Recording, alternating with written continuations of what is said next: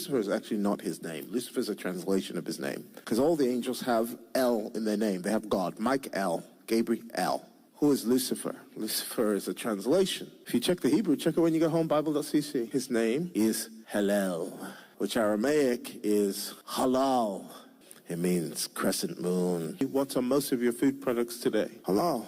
Whatever this spirit is going to own the food chain. And none of you are going to be able to buy or sell unless you got the mark, the name, or the number of the beast.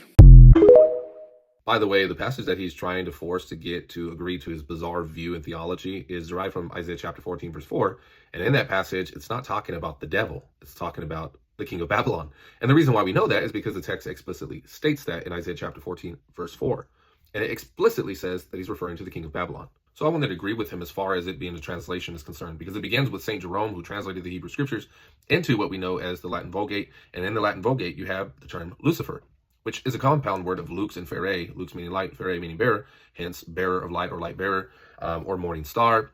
And then when the KJV translation comes around, and they're translating the Hebrew scriptures into English, they borrow the term Lucifer and keep it there in Isaiah chapter 14, associating, and they capitalize it, associating it with the devil, or which ironically I think is interesting, because when you go to Revelation, Jesus, not the devil, is described as being the light bearer or the morning star.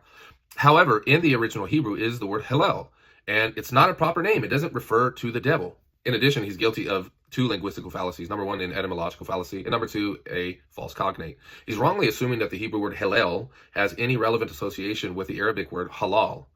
Just because they phonetically might sound similar doesn't mean that they have any direct association or relevance whatsoever. Furthermore, not only is he wrongly assuming that Lucifer is referring to Satan, but he's assuming that Satan and the beast are identical, because he then goes from Lucifer to the topic of the mark of the beast regarding the inability to buy, sell, and trade if you don't have the mark.